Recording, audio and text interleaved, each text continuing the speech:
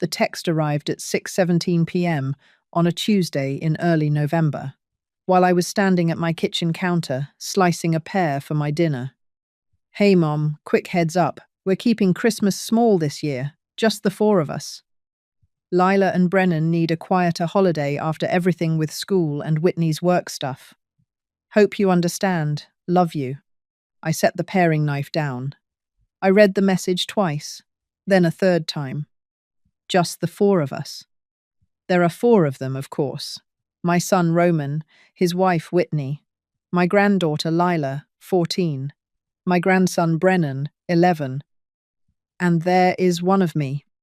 I had been the fifth person at their Christmas table for 9 years, since my husband Asher died, and Roman had said, in a moment of grief, that I had foolishly mistaken for an arrangement. "Mom, Christmas is at our house now. Always. You come to us." I had said yes. I had handed over the wreath, the carols, the ham recipe, the linen tablecloth my mother had given me in 1976. I had become, for 9 Christmases in a row, the woman who arrived at her son's house at 4 p.m. On Christmas Eve, with a wrapped present for each grandchild and a brown paper bag of homemade gingerbread for the kitchen. I had also been, for 9 Christmases in a row, the woman who paid for Christmas. Not all of it, not officially, but the way money moves in families is rarely official. Each year, sometime in early November, Roman would call me with a list of things we could really use help with this year. "Mom." The list grew. The list was the children's expensive private school holiday recital outfits, then the catering, then the new dining room chairs, because the old ones were embarrassing. Then last year, the trip to Whitney's parents' cabin in Colorado for the kids' first real ski Christmas, Mom, and we just can't swing it ourselves. Last year, between the ski trip, the catering, and the gifts I had wrapped in my own living room, I had spent $11,400 on a Christmas I had attended for 90 minutes before Whitney's mother arrived, and the seating chart shifted me to the kitchen island. I had laughed. I had laughed and laughed. I picked up my phone. I looked at the text from Roman. "Hope you understand." I did, in fact, understand. I understood with a clarity that had taken me 68 years to develop and 9 Christmases to ripen. The text was not informing me that I was uninvited. The text was a pre-negotiation. The text was Roman gently establishing, in writing, that this year was going to be small, so that when he called me next week with the list, the catering, the recital outfits, the something the kids really need, I would not feel entitled to attend the small thing I was funding. He was not telling me I was not invited. He was telling me I was not invited, and he was about to ask me to pay anyway. I picked up the paring knife. I finished slicing the pear. I ate it at my kitchen table by the window. The slice was perfect. The pear was a commis, ripe to the moment, the kind I had been buying from the Saturday market for 22 years. I did not text Roman back. I waited. It is one of the small pieces of wisdom no one tells you about getting older. The moment you stop responding immediately to manipulations, the manipulations begin to make themselves visible. Roman called me at 8:14 p.m. that night. I let it go to voicemail. "Mom, hi. Just wanted to make sure you got my text. Listen, about Christmas. I didn't want it to come across the wrong way. Whitney and I have just been talking and we think this year we want to keep it really intimate, just the kids and us, give them a calm holiday. But of course we'd love to have you over for, like an early Christmas dinner the week before.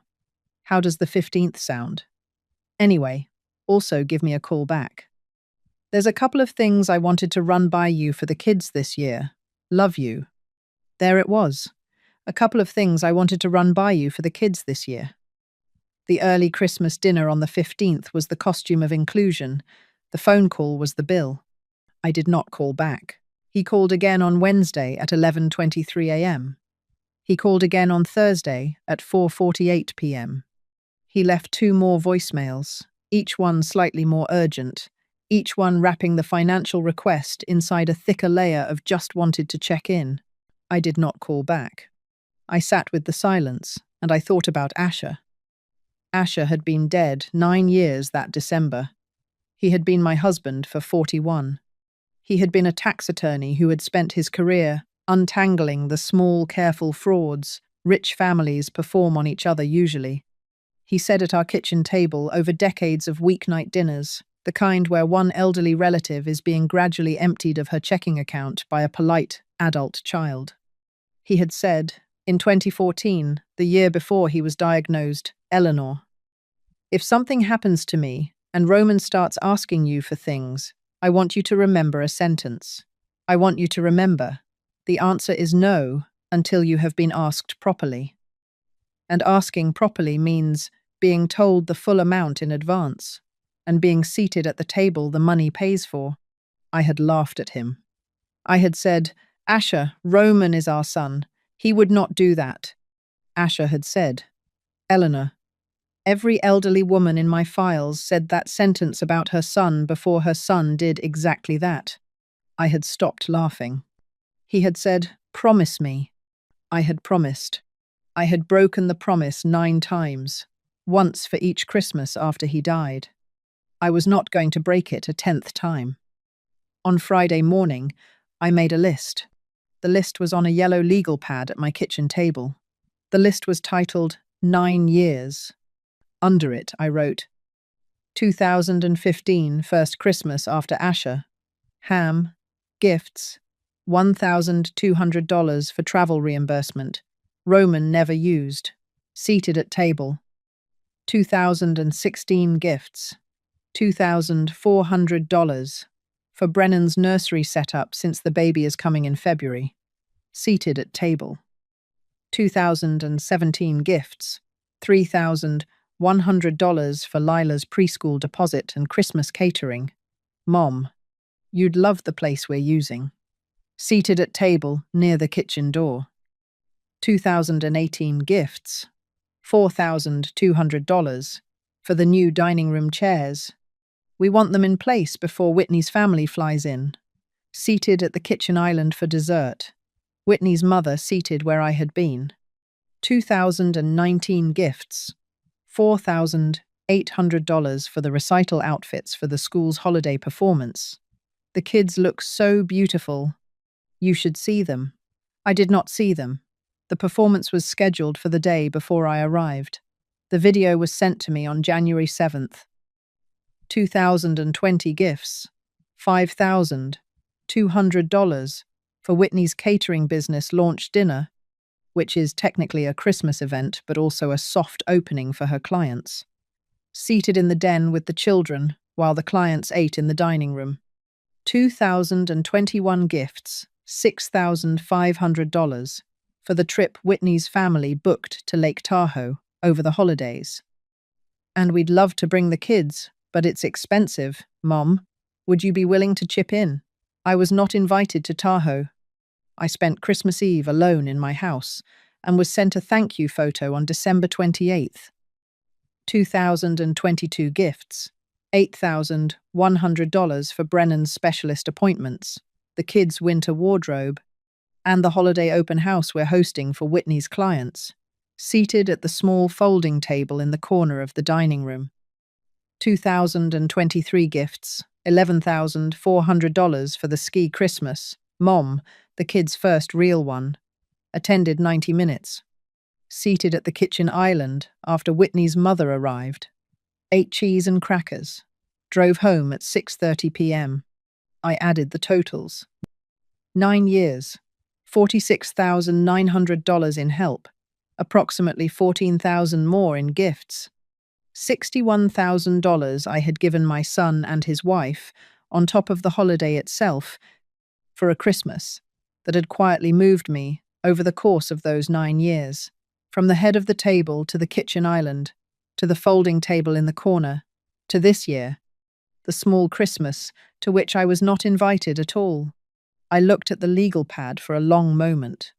Then I tore the page out, folded it twice, and put it in the brown leather folder Asher had labeled house in his careful handwriting in 1995. The folder where I kept the deed, the will, the trust documents, and now a single yellow page. That was the receipt for 9 years of being made smaller. I closed the folder. I made a fresh cup of coffee. I sat at my window. The maple outside my window had gone, the orange it always went in November. Asher had loved that tree. Roman called again on Friday afternoon at 5:17 p.m. This time, I picked up. "Hi, sweetheart." Mom, I'm so glad I caught you. Listen, I've been trying to reach you all week, about Christmas and about a couple of other things." "Yes, sweetheart, I imagine you have." There was a small pause. "Mom, are you okay?" "I am perfectly okay, Roman. Tell me what the couple of other things are." Another pause. He had not expected me to skip the small talk. Small talk was the runway. Without it, the proposition had to land cold. "Well, okay, so listen. Whitney and I have been talking about the recital outfits this year. Lila has a solo, and Brennan is in the choir, and the school changed the dress code. So the kids need new pieces from this specific place in the city, and Mom, we can't really swing it. It's about 4,000. We were hoping." "Roman." "Yes?" "Is the recital part of the small Christmas, or is the recital separate from the small Christmas?" A pause. "It's Mom, it's separate. The recital is on the 18th. "And am I invited to the recital?" A longer pause. "Mom, of course you are. Of course." "Roman, sweetheart, I am going to ask you that question one more time. And I would like you to answer it not the way you wish you could answer it, but the way the situation in your house actually permits you to answer it." He did not speak. "Roman, is Whitney's mother going to be at the recital?" "Yes." "Is Whitney's mother going to be seated with the family in the reserved section?" "Yes." "How many seats are in the reserved section?" A very long pause. "6.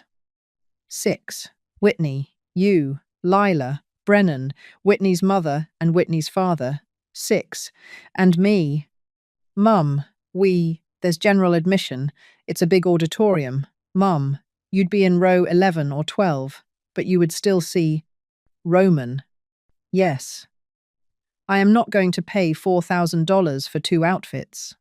I will be watching from row 11. He started to speak. I waited.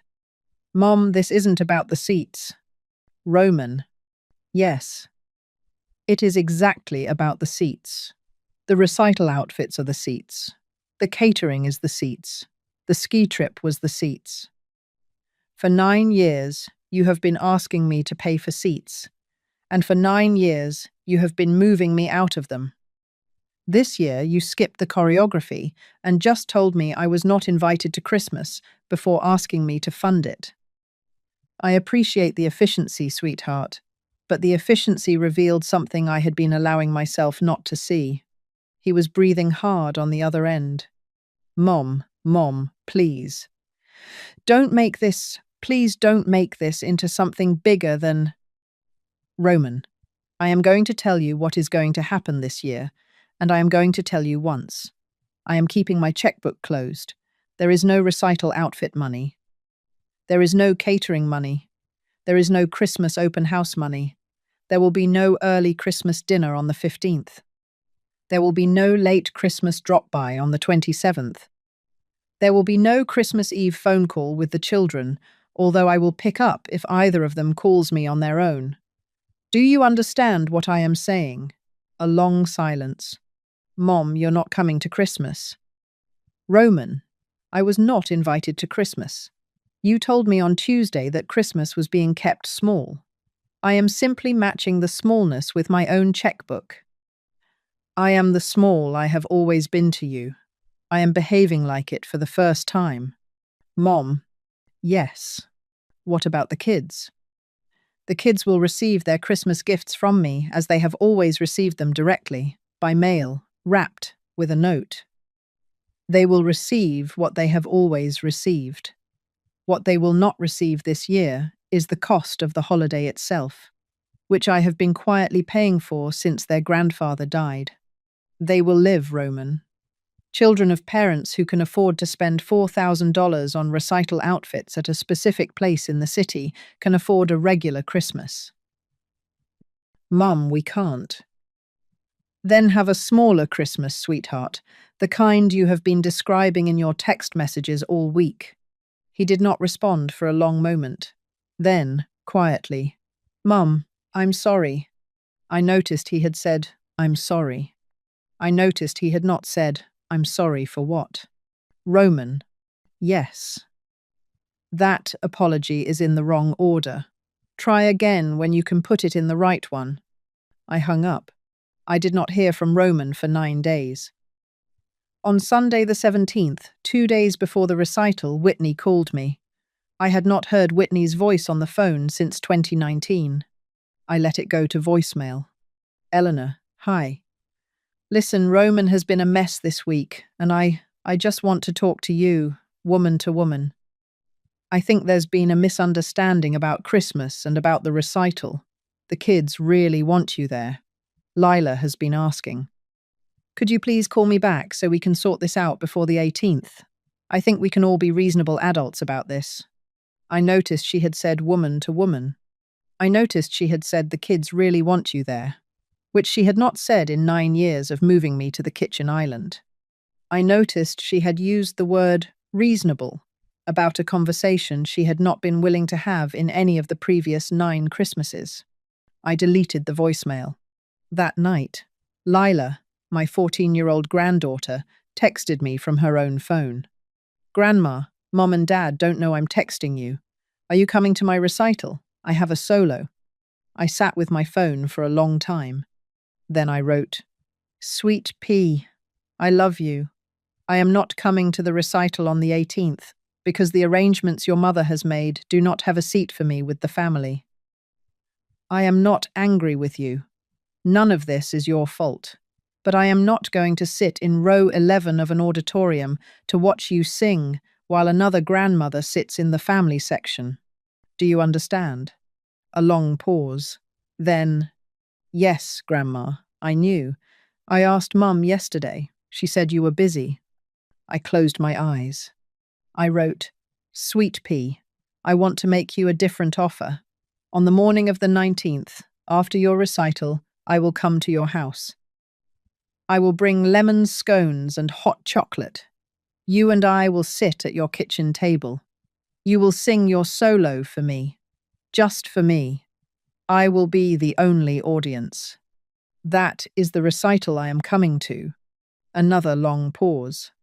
Grandma, that would be the best. Then it is a date, Sweet Pea. Grandma, can Brennan come too? Of course he can. Brennan can come. Your parents are welcome to be in the house. They are not invited to the kitchen table. The kitchen table is for the 3 of us. Is that clear? Yes, Grandma.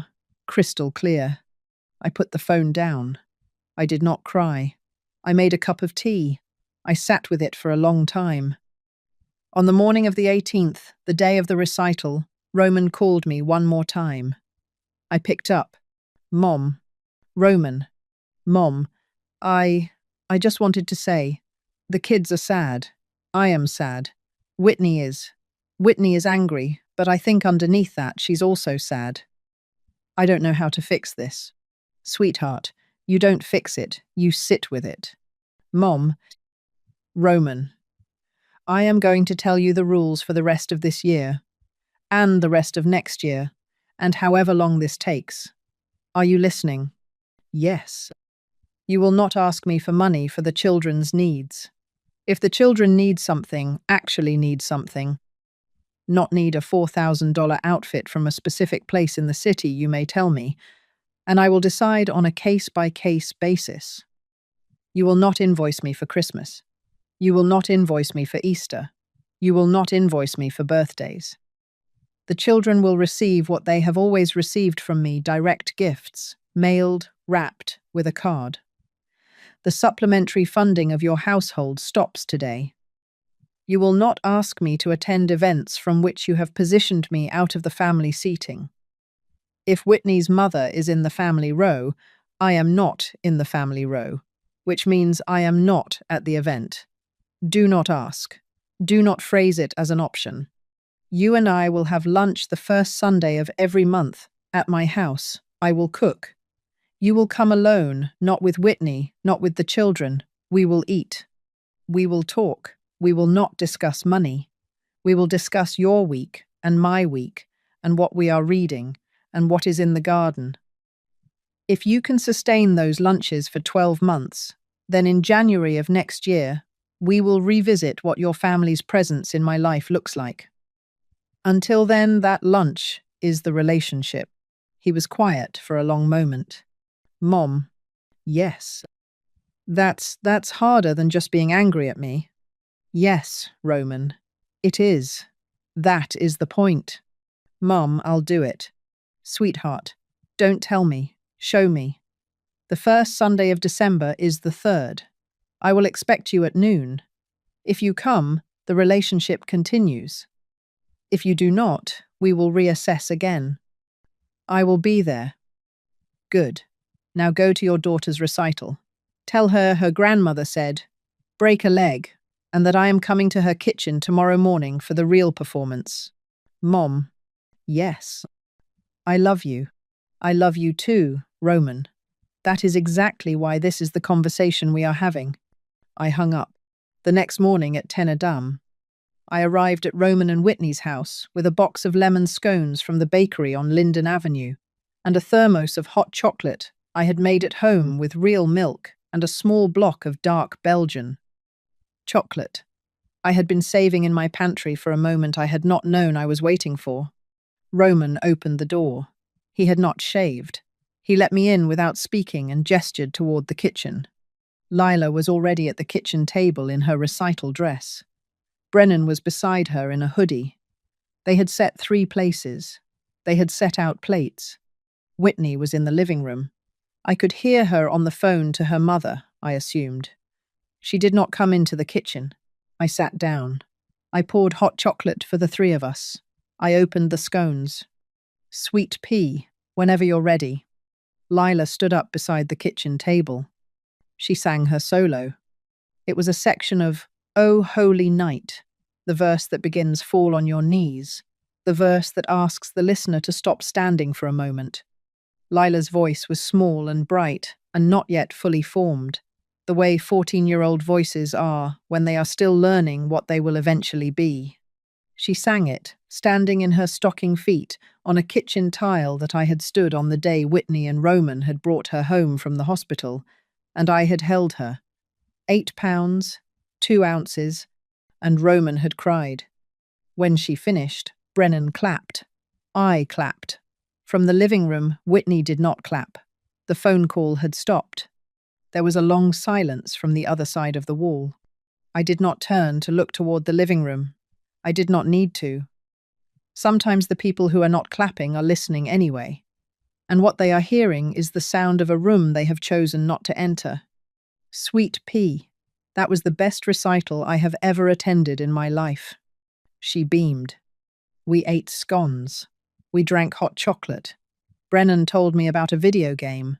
Lila told me about a boy in her class who wore mismatched socks on purpose. We did not discuss Christmas. We did not discuss money. We did not discuss the auditorium. At 11:14, I stood up. Sweet pea. Brennan. I am going home. I will see you both on Christmas morning if your parents permit it, but if not, I will see you both whenever your parents permit it. You both know my address. You both have my phone number. The door at my house is always open to either of you, on your own terms, on your own time. You do not need permission to call your grandmother. They nodded. Lila hugged me at the door. Brennan hugged me harder than I expected. As I left, Roman walked me to the car. He did not speak for the whole walk down the driveway. At the car door, he said, Mom. Yes. Sunday, December 3rd, noon. Yes, sweetheart. I'll be there. I will believe it on December 3rd, Roman, not before. He nodded. He stepped back. I got in the car. I drove home. I did not have a small Christmas. I did not have a big Christmas. I had no Christmas at all, at least not the kind I had been performing for 9 years. On December 24th, I cooked a small roast chicken in my own kitchen.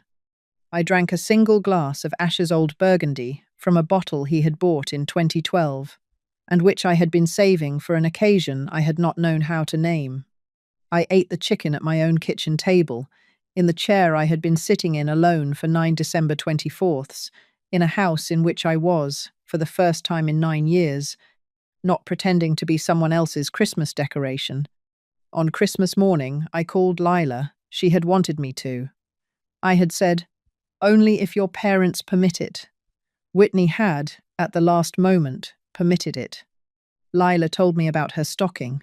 I told her about my chicken. She laughed at me. She said, "Grandma, you ate chicken on Christmas?" I said, "Sweet pea." I ate a chicken I had chosen, in a chair I had chosen, with a glass of wine I had chosen. That is the Christmas I have been wanting for 9 years. I am sorry it took me this long to figure that out. She was quiet for a moment. Then she said, "Grandma, I think I get it. Sweet pea, I know you do. You are the only one in that house who already gets it. That is why I sing to you in kitchens." She laughed. We talked for 30 more minutes. Then she had to go because Whitney's mother had arrived. We hung up. That night, I sat at my kitchen table with the small notebook I had started keeping the morning. Roman texted me about the small Christmas, and I wrote one line. He said we were keeping it small this year. So I kept my checkbook closed, kept my kitchen open to my grandchildren, and learned for the first time in 9 years what my own Christmas day tasted like. Then I closed the notebook, and I drank what was left of Ash's Burgundy, and I slept the way a woman sleeps when she has finally stopped buying her way into a holiday she had stopped being welcome at, and started at 68, in her own kitchen, in her own chair, with a chicken she had chosen having the Christmas her late husband had been telling her she deserved.